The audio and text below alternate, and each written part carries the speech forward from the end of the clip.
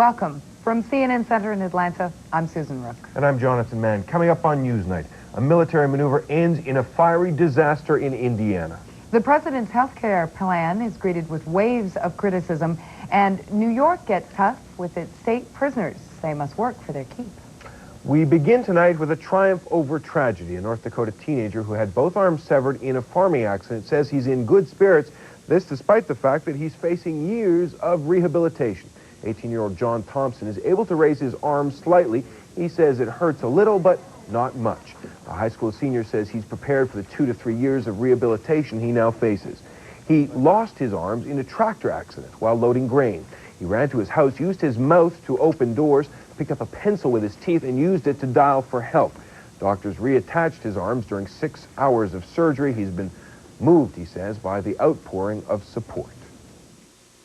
Well, this one little girl, she traced her hands, and she glued a peppermint candy in each hand. And then this one little boy from North Dakota, I think he was from, and he had to shovel his sidewalks. It snowed back home, and his mom gave him $5 for shoveling the sidewalk, and he sent me a $5 bill. It's helped me get better. Thompson thanked his thousands of well-wishers. So far, he has received about $319,000 in donations to offset his medical costs. Thompson hopes to graduate from high school this spring. He's received a number of offers for college scholarships. Investigators have no cause yet for today's military transport plane crash that killed at least 16 people. The Air National Guard crew was practicing touch-and-go landings at the Evansville, Indiana airport. Authorities say the plane had just taken off when it nosedived into a hotel and restaurant.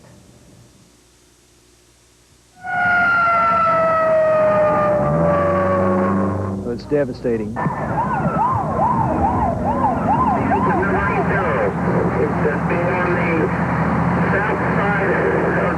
I'm almost numb.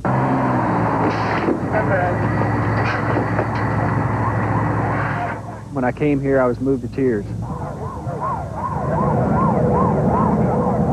I heard the plane go overhead, and it took the building real hard, and the, door flew open and stuff. And then I heard a real, loud crash, and then I looked over to the side, and all I seen was flames.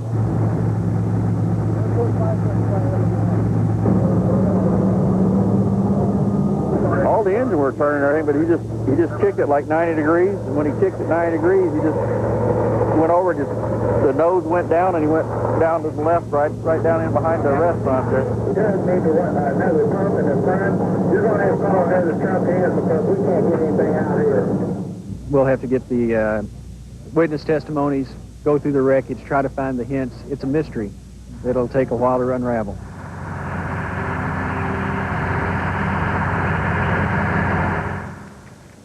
"11 people on the ground died along with the 5 crew members. A National Guard spokesman describes the pilot instructor as highly experienced. The plane's flight recorder will be removed tomorrow morning. CIA Chief Robert Gates is in the Middle East on a secret trip to help hasten the downfall of Saddam Hussein, according to administration sources. They say Gates will visit Egypt and Saudi Arabia to discuss diplomatic, military, and covert action against the Iraqi leader. The sources say Gates was selected as a special emissary for President Bush. It appears the trip's purpose is twofold. Unnamed administration sources, quoted in Friday's New York Times, say Gates will also discuss the use of military power to force Iraq to comply with the United Nations in its efforts to find and destroy Iraqi weaponry. Some administration sources are downplaying speculation of renewed U.S.-led military action unless Saddam Hussein openly refuses to comply with all UN resolutions. President Bush's health care plan is one that he says will ensure every American, regardless of health status. He revealed the plan in Cleveland today, a stop on his cross-country tour to promote it. Mr. Bush's 4-point proposal creates vouchers or tax credits of up to $3,750 for low and middle-income families to buy medical insurance.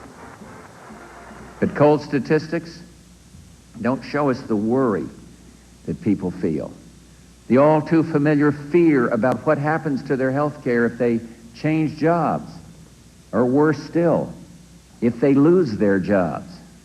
And in these hard times, we simply cannot accept the fact that 1 in every 7 Americans is uninsured. Democrats immediately denounced the plan. We find that program, as announced, deficient and inadequate and unresponsive to the immediate problems that are presented to the American people. It doesn't deal specifically with the question of cost. There is no cap on cost for inflation. Health inflation will eat away at those credits, it will eat away at those premiums, eat away at those vouchers. We will have a Democratic plan at the end of the day that will be far, far preferable to what the president has put in front of us today.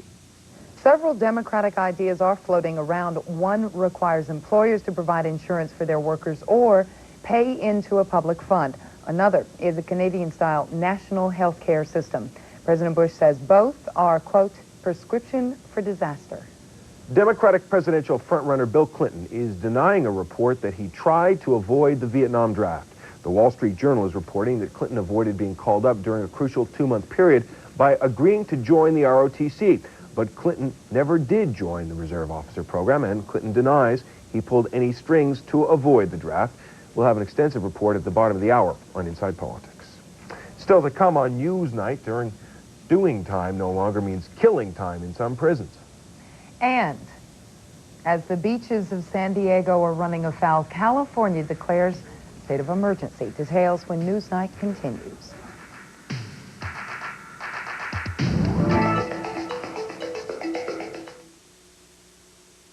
Newsnight is brought to you by Ralston Purina Company of Checkerboard Square.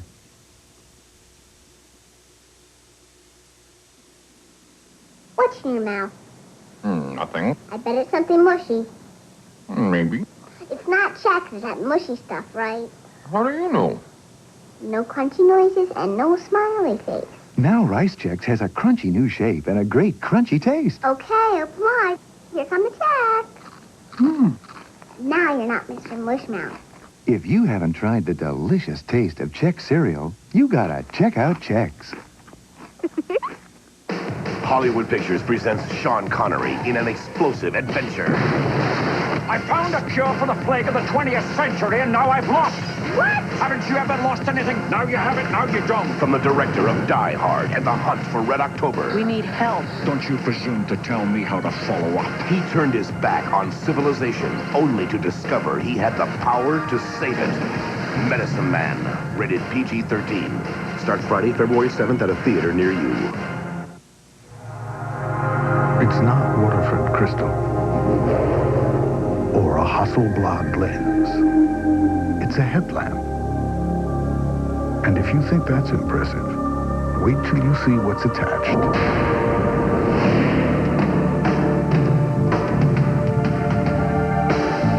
Introducing the new Lexus ES300 Sport Sedan.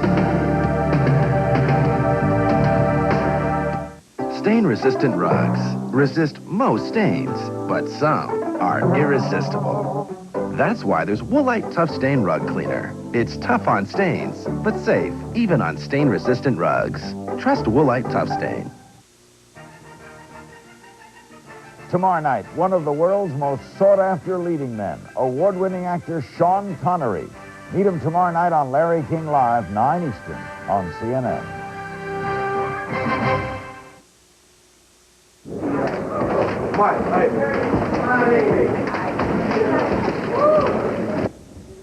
Several contestants from Miss Black America testified at the Mike Tyson rape trial today. They said Tyson was rude during ceremonies, fondling them, asking them out for dates. One contestant said Tyson's accuser went out with Tyson because she said, quote, "This is Mike Tyson. He's got a lot of money. He's dumb. You see what Robin Givens got out of him." Givens is Tyson's ex-wife. Tyson's lawyer contends the accuser wanted a long-term relationship with Tyson, and she charged him with rape after Tyson treated her like a one-night stand. New York State prisons are making new use of their most plentiful resource, prisoners. Inmates are now required to work. Some inmates say the plan helps them pass the time or learn a trade. Others say it is more like slave labor. Jim Hill reports. The sparks have flown since New York prisons adopted some of the nation's toughest work rules. Here at Sing Sing and other state lockups, inmates are required to work. If they refuse, they're confined to their cells. let out for only an hour of exercise each day. I have to do something to keep busy, you know, so I like to work. Sing Sing's 2,000 inmates work in jobs ranging from the prison print shop to the barber shop. It helps pay their $25,000 a year cost of imprisonment and give them a trade. If an inmate sits in his cell all day long, goes to the yard, and just recreates, then what is he going to come out with when he's released? While some say mandatory work can break the chain of prison inefficiency or laziness, others say it is more like a return to chain gangs, more a matter of inmate abuse than efficient use. These inmates are remodeling part of the prison for 65 cents an hour. This isn't something that I come down here because I want to be here. This is forced labor. Alex Echeverria is an inmate who was locked up for refusing to do a job. We have to do anything they say. You know, that's not right. Prison officials say the value of work and education are well proven. 80% of the inmates in such programs are granted parole, while only 33% of those who refuse the programs win release. They choose work opportunities as a chance to develop a viable work skill and a work ethic so they can have a better chance upon release. But prisoner advocates worry that state budget cutting is clipping many educational programs in prisons, and forced labor is taking up the slack. If you have fewer teachers, on the average, you're going to have people in class less. Ironically, Sing Sing was built by prison laborers 167 years ago.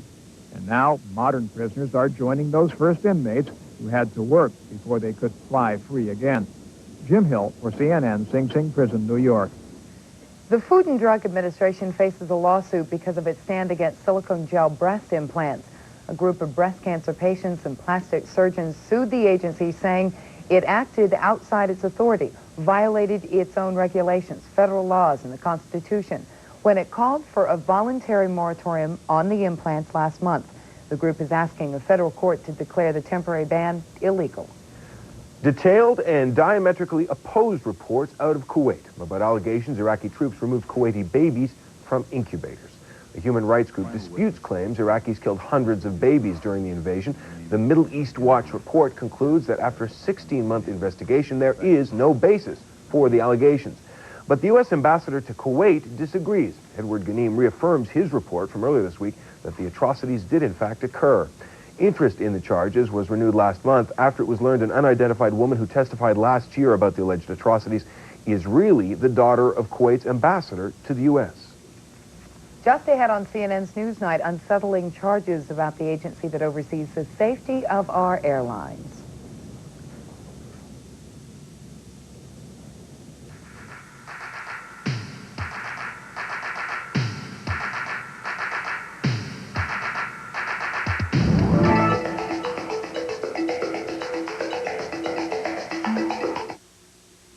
This news quiz is brought to you by Toyota, reminding you to always buckle up.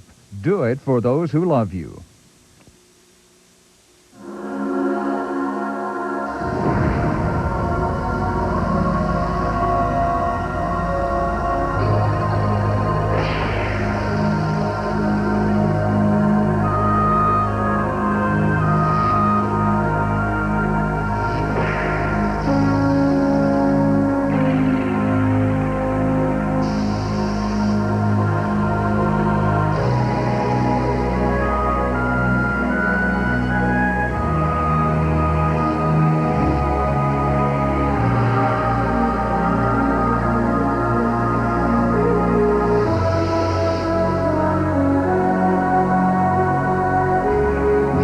Celebrate the 21st century a little early.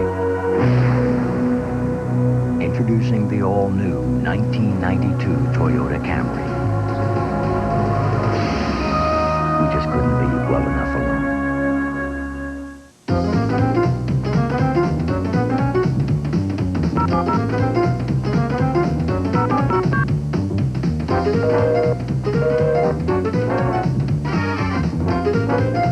Flight 432 now boarding. This is your last call. Please hold. Have a nice day. Call 1-800-SkyTel. The number 2 pine leaves grease half solved. You want it pine solved. Pine Sol has twice the active ingredients, so grease is solved. Pine Sol! For cleaning and disinfecting, it's only half solved until it's pine solved. Introducing new Rice-A-Roni Broccoli au gratin. Everyone in America is going to love it. Okay, so there's one guy. New broccoli au gratin. The San Francisco tree.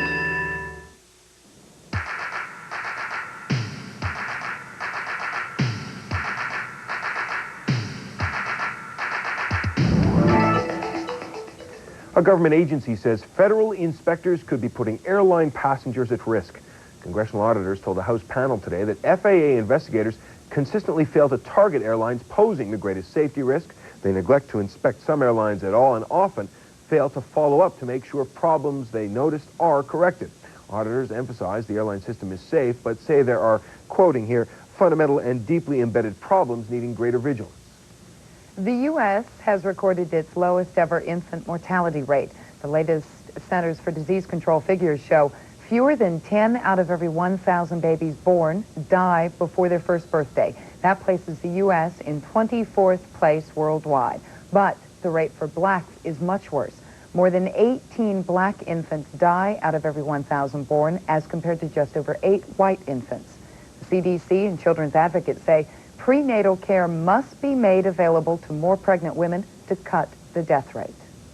Who is best suited to keep track of prescriptions for commonly abused drugs? Health agencies or police departments? Well, as CNN's Carolyn Robinson reports, some people say the real issue is confidentiality. Powerful painkillers, tranquilizers, cough syrup with codeine. These are just some of the prescription drugs resold on the street for many times their original cost.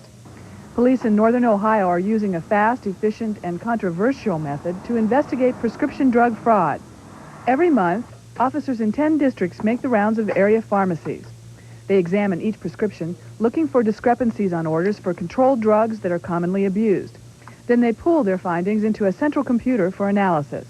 We're after the people that are taking advantage of physicians and pharmacists, in that they will shop different physicians to get more of a particular type of drug and go to different pharmacies in different locales. In Ohio, police don't need a search warrant to collect data from prescriptions. No information is hidden or coded. Officers see complete names and addresses. And they could also notice drugs prescribed for conditions that some patients might like to keep private.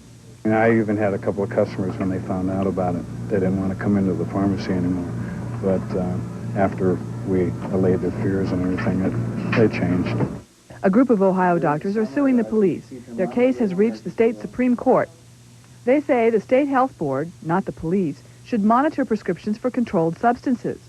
There are any number of law enforcement agencies within the state. They have some degrees of very great sophistication, and there are others that are not sophisticated. And we worry about the smaller town where it's a good old boy system and people find out things that really aren't their business. Some of the physicians that we represent, their complaints have come from police officers who know that the people that handle this kind of information aren't as confidential as they should be. A woman whose son needs one of the monitored drugs expresses a common concern. I feel that it is invading Christopher's privacy as well as mine and my husband's privacy. I don't know who's going through records in the pharmacy and what effect that's going to have later on. But police point out they could be arrested if they divulge any confidential information. And pharmacists, doctors, and police here all agree no innocent person has yet been hurt by the system in 3 years of operation. They may disagree on methods, but there's no argument over the need to curb prescription drug crime. Federal drug enforcement officials say every year, several 100 million doses of prescription drugs are resold illegally in the United States. Carolyn Robinson, CNN, Akron, Ohio. News from Medicine is brought to you by Bristol-Myers Squibb Company, makers of Nuprin. Nup it with Nuprin, the body pain medicine. It's football time. Your ball, Jim Kelly. My turn to hurt. I did it. You can do it. I can deal with pain, Jimmy. My doc says ibuprofen for body pain. The medicine in Nuprin. My trainer, same thing. So Nup it. Nup it with Nuprin. Strong stuff. Just takes one. Nup it. Football's not so rough. At least we wear long pants. For back, joint, or muscle pain, Nupit. With Nuprin. the body pain medicine. The bigger they are, the harder they jam. Oh, yes! The NBA's best. Look back, look sharp, and look to the sky. All-Star Saturday, this Saturday on TNT. Focus, please. Everybody knows Reader's Digest. Not everybody knows Konica. There, now you do. What you expect from Reader's Digest, what Reader's Digest expects from Konica. Why you turn to Reader's Digest.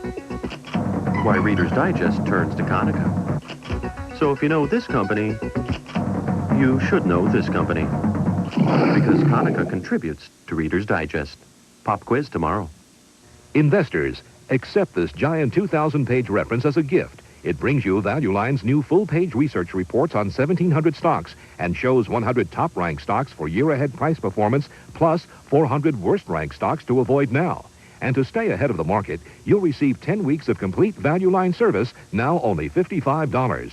Call 800-342-5856 for J.K. Lasser's new tax guide as an extra bonus. 800-342-5856. Call now. Vince and I are just sitting here talking about how fragile some of these sports guys are. I mean, an injury can just really sideline them, and look at what happened now with Duke. Well, you know, these injuries happen, and the good teams kind of work their way through injury. We'll see what happens with Duke. Top-ranked Duke, losing its first game of the year last night at North Carolina. The Blue Devils also lost their on-the-court quarterback. Point guard Bobby Hurley broke a bone in his right foot. He'll be sidelined for up to 3 weeks. Hurley was x-rayed Thursday at Duke Medical Center, and the break was revealed. Hurley set the school assist record in that loss to Carolina. Here is that injury, or so we think. Now, he remains as upbeat as possible, considering the circumstances. I think, I'm trying to take a positive outlook with it. Obviously I'm very disappointed that I won't be able to play for, a couple of weeks, but hopefully, the team will continue to get better, and, I know when I'm ready to play again, I'll be really hungry to get back out there, and, I think that'll be good. In the NBA, it's Hello Larry again. Not reruns of that bad McLean-Stevenson sitcom, but the return of Larry Brown, recently fired by the San Antonio Spurs, today officially named the new LA Clippers head coach. Brown with a 5-year deal worth a reported near $5 million. He is the first man to coach 2 different NBA teams in the same season. Owners and coaches do funny things. I understand that. But I have great confidence in my relationship with Elgin and Harley and Mr. Sterling. I have great confidence in the players, and I have great confidence in my ability. Everywhere I've been, we've won, and I don't see why that should change coming here to L.A. In Orlando, site of the NBA All-Star Game this Sunday, Magic Johnson worked out in front of several members of the media, staying sharp for his court return with the West All-Stars in the All-Star Game. Magic Johnson is coming back Sunday, despite some protests from certain players and other NBA observers. I'm healthy. There's nothing that's wrong with me. I'm just retired. I'm too strong to let things get me down. And I live a good life in terms of a happy life. Anytime that your wife is fine, your baby is healthy, you can still get out here and do the things that I'm doing. Hey, everything is all right. And we will have the complete night in the NBA as well as top 25 college basketball coming up on Sports Late Night, 11:30 Pacific time. So please join Bob Lorenz and me then. But right now, the news continues with Jonathan Mann, and really a perfect fit as far as stories are concerned. Jonathan. Thanks, Vince. The massive sewage leak in San Diego has reached official disaster status. California Governor Pete Wilson today declared a state of emergency in the city. That means money, personnel, and equipment from around the state can now be used to help cope with the situation. About 180 million gallons of partially treated sewage is seeping into the bay daily from a broken pipeline. Officials say the leak could take 6 to 8 weeks to repair. Okay, time to talk weather. Here's Karen Maginnis. Okay, Susan. We're waiting. As we take a look at current temperatures outside, it's still rather chilly at Seattle. It's 37 degrees there. By this weekend, we've got a Pacific storm that promises additional rainfall. Southern California, 57 degrees. For Los Angeles, 53 in San Francisco. And it's raining in both places. San Diego picked up just about 3/4 of an inch of rain. At Tampa, 50 degrees, 46 in Charleston, South Carolina, only 4 Burlington, Vermont. It is still winter across New England and the Northeast, and by this weekend, we've got a storm system that promises additional snowfall. It's only 16 degrees at International Falls. Daytime high temperatures still in the teens across northern Minnesota and some 20s all the way down through Iowa. Des Moines may see about 32 degrees. 58 for Dallas. If you're headed to New York, look for a cloudy day, and 39 for your daytime high. Bozeman, Montana, partly cloudy, and 38. Denver, 45. And pack the rain gear if you're headed to California. Don't usually think of that, but we think that there may be some drought-busting rainfall. There certainly has been plenty over the last 24 hours. Here are the satellite pictures all put together, and I'll explain what's happening along the eastern seaboard. This was that pretty ferocious storm that produced all the heavy rainfall across Texas. Well, now that slowly moved across the Sunshine State. It'll lie out here in the Atlantic, gain some strength, and become the nor'easter this weekend for the Northeast and New England. There's all that moisture associated with the storm that moved in off the Pacific across California. And as we take you into Friday morning, still some rainfall is going to be lingering here, so drive carefully. It pushes into southern Nevada and into Arizona. Now, the southern Sierra Nevada, higher elevations, foot of snowfall is certainly possible there. Quick look at Saturday morning's weather picture. That rainfall pushes into Arizona and New Mexico. Some cold air backs up across the Rockies. Now these forecasts coming up for these cities.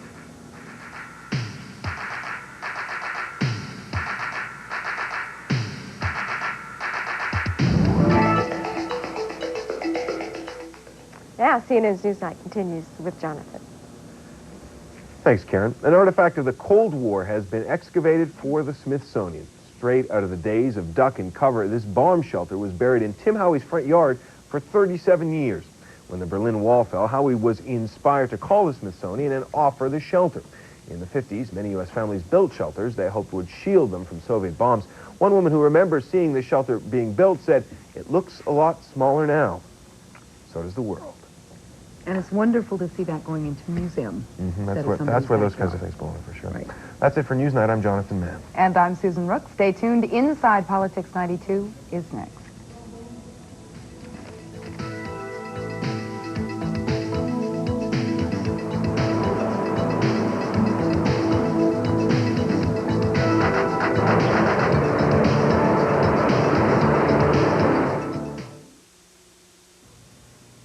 What's in your mouth? Nothing. I bet it's something mushy. Maybe. It's not Chex, it's that mushy stuff, right? How do you know? No crunchy noises and no smiley face. Now Rice Chex has a crunchy new shape and a great crunchy taste. Okay, obliged. Here come the Chex. Now you're not Mr. Mushmouth. If you haven't tried the delicious taste of Chex cereal, you gotta check out Chex. Mommy, what are you doing? Well, sweetie, where Mommy works, some people are losing their jobs. Eric's dad lost his job and they had to move. This is our home, sweetie, and nothing's gonna make us move. That's why Mommy's starting her own business. Does that scare you? No, are you scared? No. Are you? No, are you? No.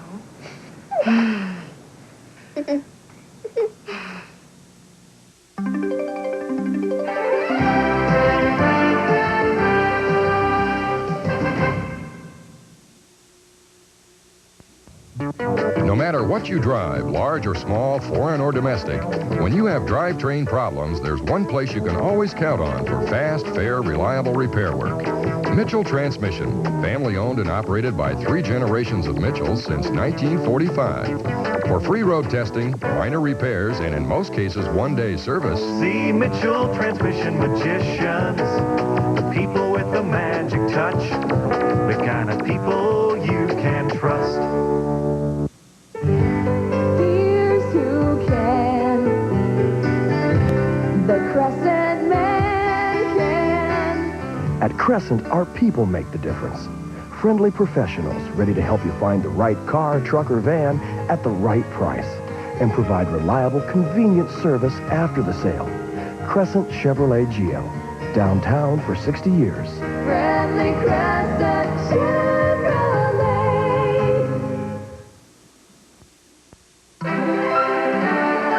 This is CNN. Bill Clinton tries to deflect a new bullet aimed at his character. At issue, why he did not serve in the military during the Vietnam War. For Bob Kerrey, memories of Vietnam and fallen comrades define the candidate and shape his presidential campaign. We'll talk with Kerrey and inspect his credentials right here on Inside Politics.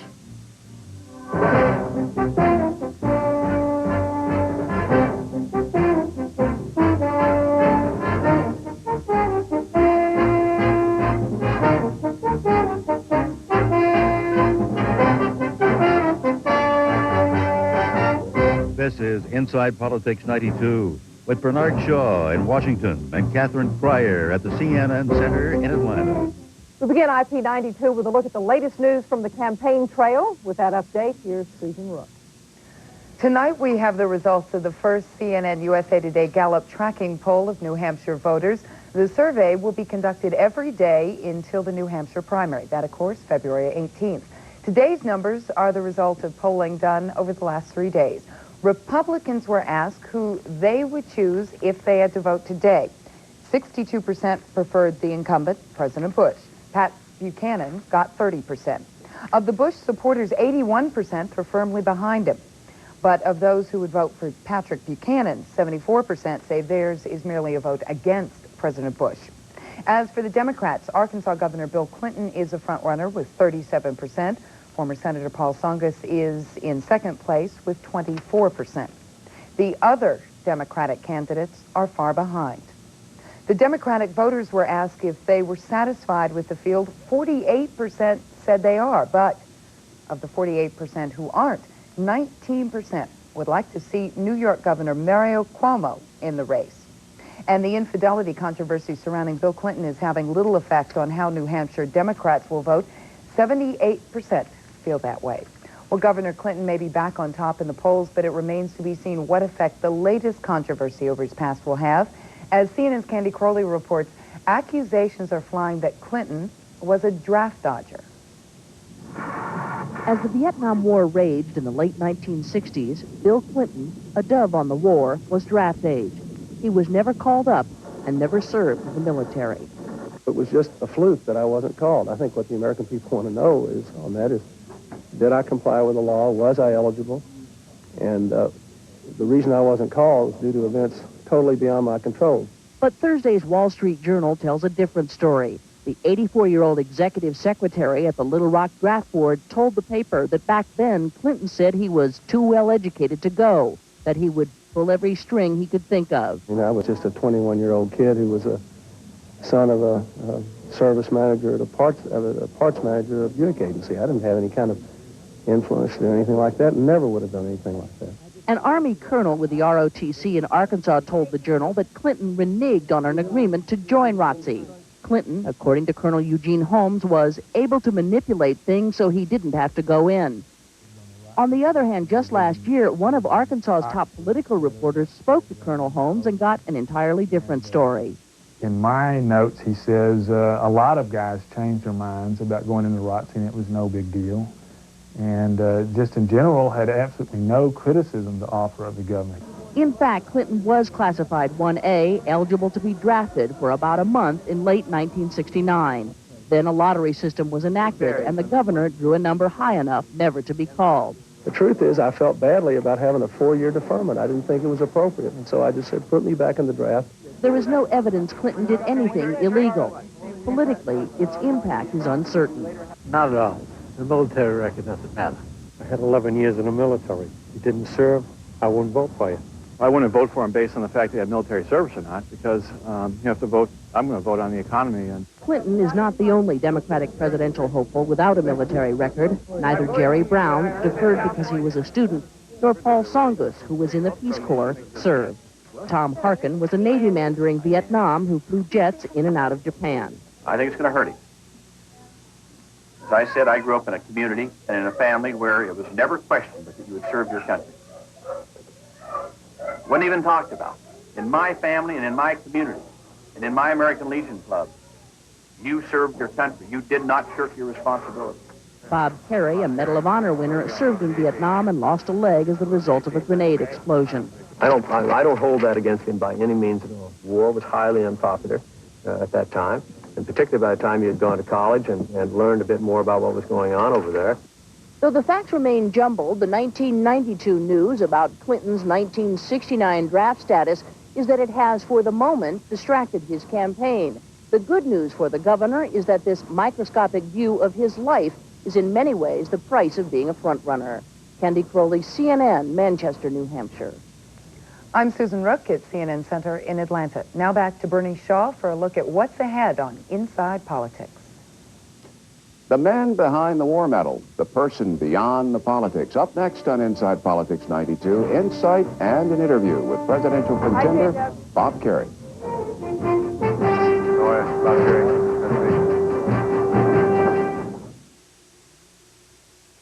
Next time you need a hotel, think twice. Embassy Suites. 2 big rooms, 1 big suite. Embassy Suites. A place to work, a place to play. Embassy Suites. Breakfast is free. Evening beverages too. Embassy Suites. Think twice. Twice the hotel. Call 1-800-EMBASSY. What a feeling, feeling fresh.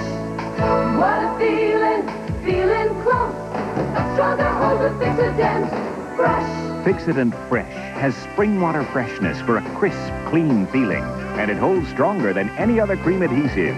Feel it, feel it. A stronger hold with Fix-A-Dent Fresh. A fresh feeling and stronger hold are 2 great reasons to Fix-A-Dent and forget it. Feel it. All across America, people are throwing in the towel. The scrub brush, the rubber gloves, and refusing to wash all their dishes before they wash their dishes. They're turning off their faucets and turning on the Maytag Jet Clean dishwasher that scrubs with 47 powerful jets, filters, then disposes. It's made to get dishes clean, no strings attached. Or a repairman. The Jet Clean dishwasher from Maytag, the dependability people.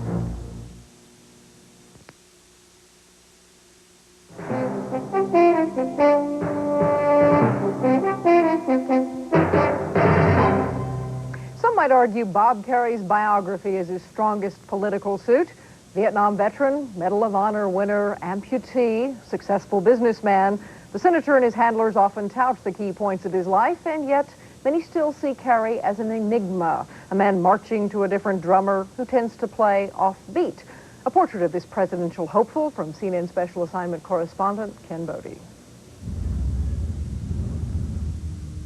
And the band played Waltzing Matilda, and the old man answered the call.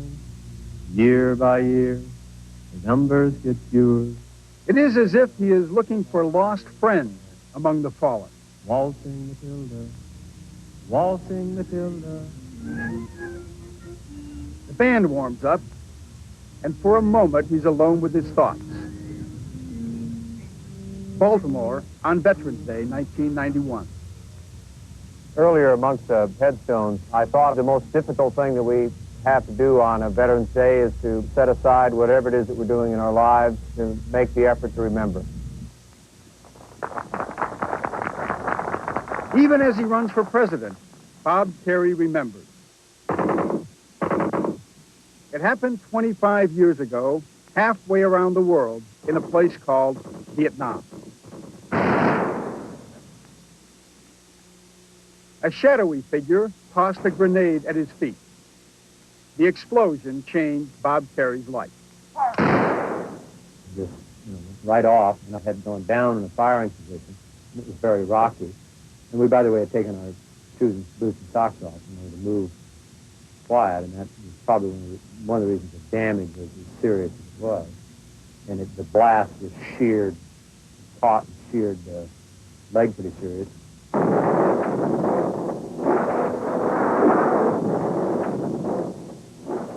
Kerrey joined the tens of thousands of Vietnam wounded who slowly came home.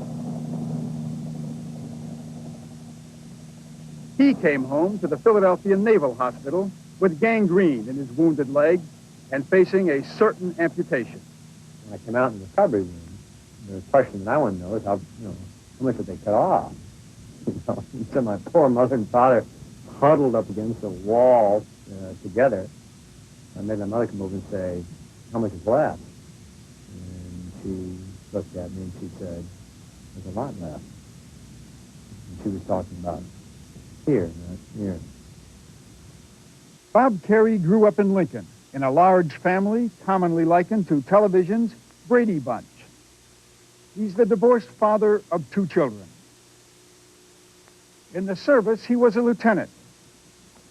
Kerrey was gung-ho about the Vietnam War until he got over there. From the very beginning, I think he began to wonder if this war was all he thought it was, or if it was about everything he thought it was going to be about. Bob Kerrey was awarded the Congressional Medal of Honor by President Nixon. It was an honor he almost refused. He returned to Nebraska, went into the restaurant business, and made $1 million. If you so swear or affirm. When he started in politics, I do. He began at the top as governor in 1982.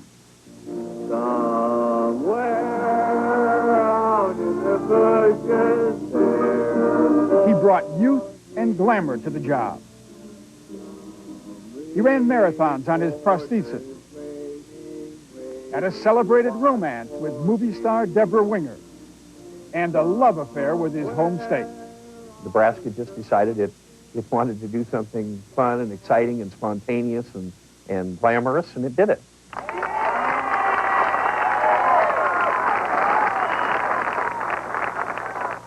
Kerry's rise in politics has been so fast that where he stands and what he stands for are elusive to many. I think the problem generates from the fact that he is constantly thinking, and therefore constantly changing. And that's probably what throws people off. We Bob win! We Bob win! We want Bob! Bob Kerrey is not afraid to change his mind, to say he was wrong. He did that when he moved from a pro-life to a pro-choice position on abortion. And again when he moved from opposing to supporting a Supreme Court ruling which protected flag burning. There are things where you are not 100% certain when you make a decision. And you can get accumulation of evidence that says, wait a minute. What is your position, Senator, on reducing the size of the National Guard and the reserves? Kerrey also is not afraid to say... I don't have one yet. Something not commonly heard from politicians. Honest answer. Kerrey has offered the most detailed and the most expensive national health insurance plan of any Democrat in the race. To me, health care is the first issue. Let's get that thing figured out. I'm just eating everybody alive.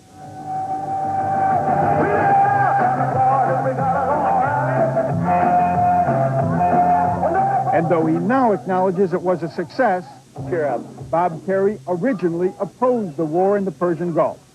And it will be difficult for his opponents to say that he doesn't understand war. If all we do is make certain we get our fair share of construction contracts, a low price for Arab oil, and new markets for weapons sales, the sweet taste of victory could become as bitter as the defeat of Vietnam.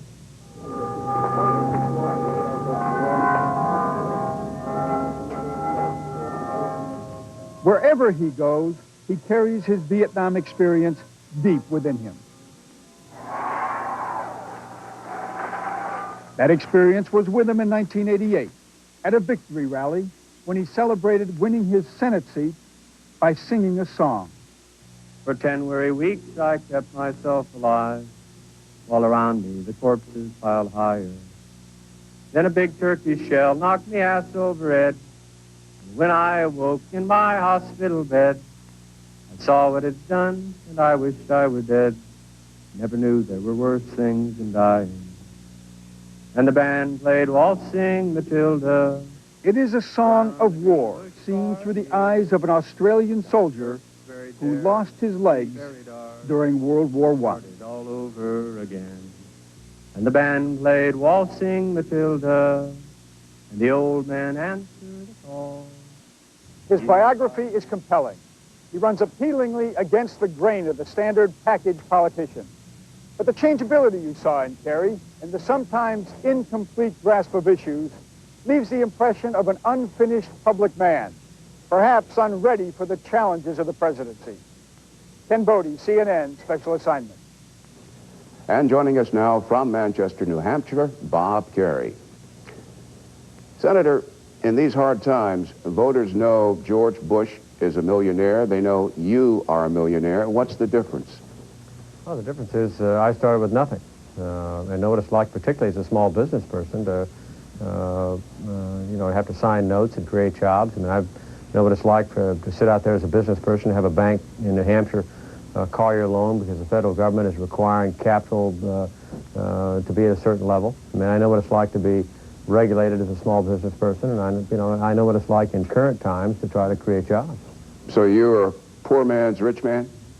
Well, no, I'm not actually arguing that I'm a poor man's rich man. I'm not trying to set myself up as anything other than an individual who started off in business and knows what it's like to have to get loans and work with the government and create jobs and operate in business in the United States of America in 1992. I mean, I've got a current sense of what that's like. And no, I'm not trying to set myself up as some great individual as a result of having gone from rags to riches.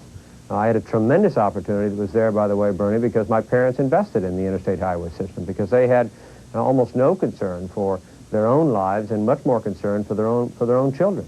I had a tremendous amount of economic opportunity because my parents invested in my future. And one of the things that I bring to this campaign is a sense of urgency in 1992, having used a credit card all the way through the 1980s. It's time for America, if we want to meet the competition of Germany and Japan, we've got to have investments in our plants, in our people, in our infrastructure. Otherwise, we simply are not going to gain the productivity levels that we need to achieve, to lift our standards of living and lift our income. Taking a look at the race, the polls show you behind Clinton and Tsongas. Time is running out for you. Indeed it is. I mean, we're in very good shape in New Hampshire. We're organized beyond the state of New Hampshire as well. I was in Atlanta earlier in the week, and in South Carolina, in Greenville, and Columbia, in South Carolina as well. When are you going to take the gloves off? Well, we're taking them off up here. We've made good body contact on health care, good body contact on tax policy. I mean, we're taking the gloves off and criticizing each other's records. Asserted that we got beat up pretty bad at the Boston Harbor in 1988. Governor Clinton's got a very poor environmental record in Arkansas, and we're examining each other's records at this stage in the campaign. We're trying to avoid taking the gloves off and attacking each other personally, which I think is right. If we expect to win the White House, we've got to come out of this primary season unified and strong to do it. Question, should other Democrats jump into the race? There's talk about that. Well, the water's fine. Anybody wants to jump in, get in. Nobody's going to win any election by hoping and praying that they're going to be drafted and by acclamation they're going to get the job done. There's a big difference between reading the papers and saying, gee, maybe I should be a candidate, and actually being out here. And what I've learned in the job since I've been campaigning is that people in New Hampshire need jobs, and they're frustrated and wondering why the federal government can only sit around and talk about it. Now they're desperately concerned about health care, and they're getting angry and angry about the moment of politicians that only talk about doing something, as George Bush is doing today in Cleveland. What about his health care proposal? $100 billion in vouchers and tax breaks? It's pathetic. I mean, we are in the economic fight of our life today. We just won the Cold War, a cataclysmic victory. The old enemy is gone, and the challenge for us is to restore the economic greatness of America. And the United States of America spends 5% of our gross national product more than Germany and Japan. It is an economic imperative that we have national health insurance and get the cost under control. It's an economic imperative that we break the link between eligibility and health care. Okay, now I've had meetings up here and sat heartbroken with pregnant women who have pre-existing medical conditions. They don't have health care, and they're terrified of what's going to happen not being able to get health care for their children, with small business people that have had to lay people off because of rising costs, with school districts that have done the same thing. The costs are literally killing us, and all the president's doing is putting a proposal out there. Now that he knows it's politically important, he's got a proposal out there that really reinforces the worst and doesn't solve the problem. Well, you call it pathetic, but specifically, where do you disagree with it? Well, specifically, I disagree with him because I believe we need national health insurance. I believe we should establish health care as a right. We should budget it at the federal level. We should pay, instead of premiums, we should pay for our health care through a tax system. We should have, instead of the federal government managing it, as oddly, I've got a so-called conservative Republican arguing for increased federal involvement in health care. I want the states and local governments to actually manage the care. But your plan would cause for raising taxes, would it not? Absolutely, and substantial decrease in premiums. What we pay in increased taxes, we will not pay in decreased premiums. Okay, let's switch subjects. And for most Americans, they'll pay considerably less. And for all Americans, we'll get the cost of health care under control. And the president really is unwilling to stare that one dead in the eye. And I'm telling you, unless we do it, it's going to be difficult to put the kind of high-wage industrial plan that I believe America is desperately crying out for in the post-Cold War era. Okay, let's move to another subject. Grade yourself on foreign policy expertise. A, B, C, D. Oh, I would guess I would grade myself somewhere between an A and a B in capacity. And I don't argue that I've got the same kind of foreign policy experience that the president does. It's a different foreign policy experience. His experience is fighting the Cold War. His experience is in engaging on a Cold War level. His experience is almost on a diplomatic level, has close personal relationships on a first-name basis with world leaders. My experience is that the United States of America needs to fight for freedom. So when I hear the president the other evening saying that communism is dead, it reminded me of Jerry Ford prematurely liberating the people of Eastern Europe. We have 25% of the people on this planet that are still living under communist rule, and we have an obligation to continue to fight for their freedom. Moreover, I think the foreign policy of the United States is significantly off course when we don't take a leadership position to assist the Commonwealth of Independent States make this historic transition to free markets and democracy. So I have strong differences of opinion, a different view of what our foreign policy should be than the president. In talking to some people about your candidacy, I've been told by a few folks that if they hear another war story from you, they'll scream. Well, it's sort of back and forth, you know. One day they say I should be talking a bit more about the Vietnam War, and some days they say I talk too much about it. I mean, it was a defining moment in my life. Not just the war. The war itself, in some ways, was not as important as spending 8 months in a hospital, flat on my back, and knowing what it's like to have a government that's compassionate enough to reach out, in spite of the fact that I had no political power, giving me health care and educational opportunity. I mean, all the discussion of welfare today needs to be balanced against people like myself who've had experience with having a benevolent government reach out and save your life. Senator Bob Kerrey, thanks for joining us. Nice to be here. So in my interview, they told me how Dow can take all this coal and turn it into clean burning gas. Wouldn't that cut down on acid rain? You got it. Sounds like one serious job, son. I just wish it wasn't so far away. Gonna miss you, Mike. Hey, take care of this for me. You can make a difference in what tomorrow brings. Son, show them what you got. 'Cause Dow lets you do great things. On CNN tomorrow, how will countries police terrorism in a new world order on World Day? Then, creating a winner, the job of the campaign manager on Crier and Company. All tomorrow on CNN.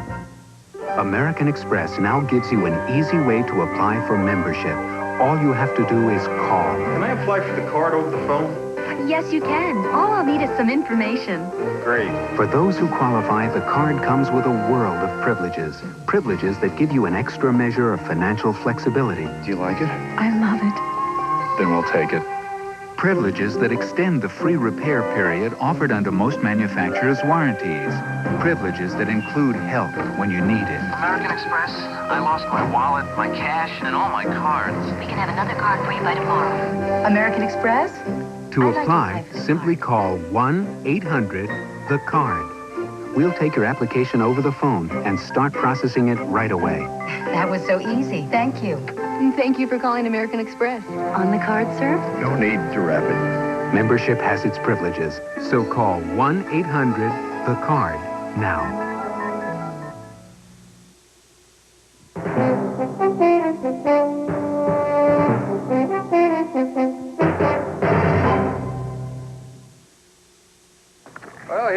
gentlemen. Top of the world. Now, I put my camera here. Your vehicle would face out over the cliffs. What do you think? Look, if you plan to claim your vehicle's as good as a Jeep, you really need this shot in your commercial. How are we going to get our vehicle up here? Helicopter. We'll lift it. Let's do it. Let's do it. Great. Let's go down and make some calls. Yeah, same thing.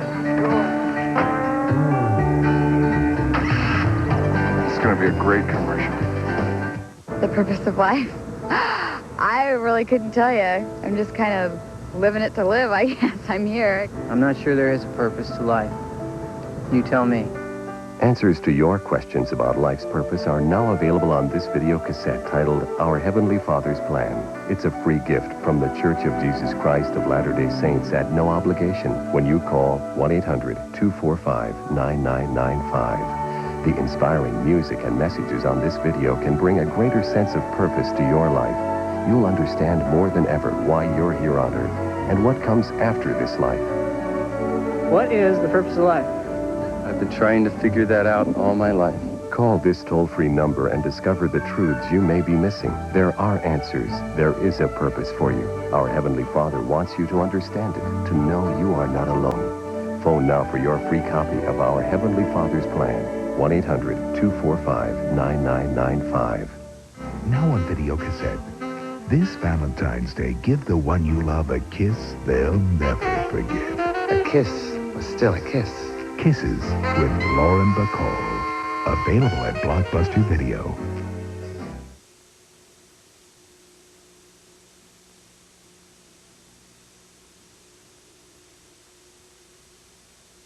Election coverage that offered straight talk on candidates, their voting records, their stand on issues. Imagine election coverage that cut through the familiar rhetoric, mudslinging, and negative advertising. Imagine election coverage that's informative, easy to find, and simple to understand. This year, don't imagine. Watch Campaign USA 92, a different kind of coverage. Only on CNN.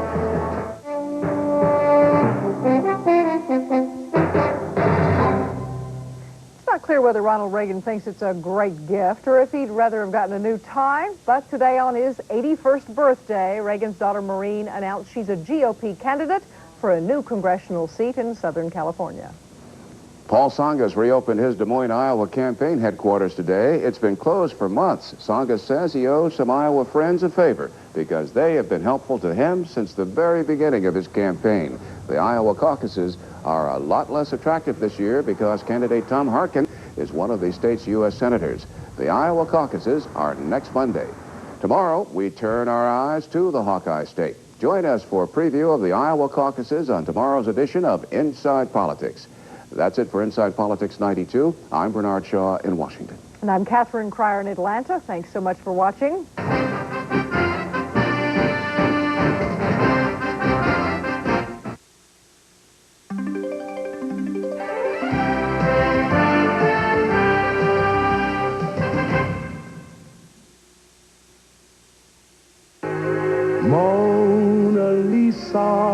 Mona Lisa, men have named you. Now